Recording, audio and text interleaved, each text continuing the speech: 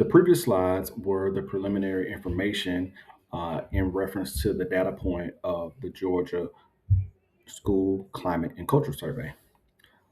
One thing I want to point out from the student responses is the teacher and teaching and learning challenges. There were critical deficits and only a 30% approval rate in areas where we did get a favorable outcome. The specific area was feedback, in which just 28% of students reported receiving specific feedback on their quality of work. And it is very important for us to not only give specific feedback, but directive and constructive feedback, because that is how we grow our students. Please read Nick Furham's statement about what great teachers do. Here are some other opportunities as presented by our data.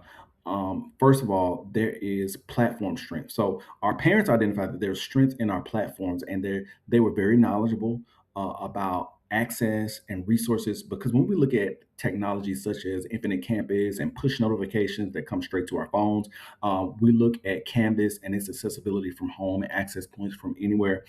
We see that in our data, families reported at 40% agreement that there's extremely they find it extremely easy to getting information about their child's instructional progress.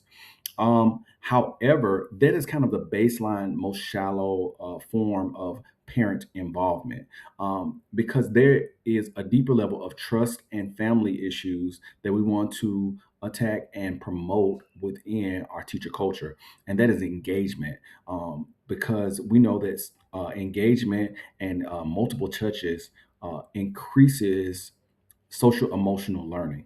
Uh, the family engagement frequency was alarming because only 33% of teachers respondents that families were engaged, averaging to 1 to 2 times per month. Only 33% of teachers even saw parents 1 to 2 times a month.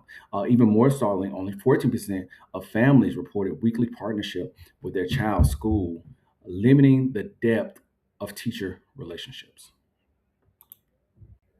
Our data from teachers and instructional leads show that their biggest area of growth and our biggest area as a school is professional development. There were issues with PD fidelity, PD applicability, and I believe that crews offer some vital questions that could lead us to fine tuning and reimagining our PD professional development sessions. Number one, if we ask our teachers, what's working well for you? Do you have what you need? Is there anything or anyone that has been helpful? Because we need to use professional development as a responsive tool. And I'll share that as we reimagine professional development. So, in a nutshell, here's the situation. A lot of our teachers feel in the state, that's statewide, and that's reflected in Tucker's data as well, that PDs have a stigma, that they are useless, that is a waste of time and resources, and they're unpurposeful. So with these various things at play, I can see an improvement plan that would present and reimagine professional development as a responsive tool. Because if we were use professional development, we can build upon our deficiencies as a school. We can use professional development and change it to where it is responded to climate culture surveys and teacher needs. As we begin to reassess and reimagine professional development, we take it away from a required tool to a responsive tool. And our first response will be looking at that climate and culture survey and talking about culturally responsive practices and teaching. In those, that four series I have outlined, we would discuss the barriers, we would discuss the results, we would discuss practices and innovative techniques into looking into culturally responsive teaching. Then we can look at listening skills and the look fors in listening and what we would expect and how we would expect teachers to engage families. Here's the implementation framework in just kind of overview. We have to articulate the urgency and see our staff as first responders to the problem of professional development being useless, as well as the needs of our community to partner with our school.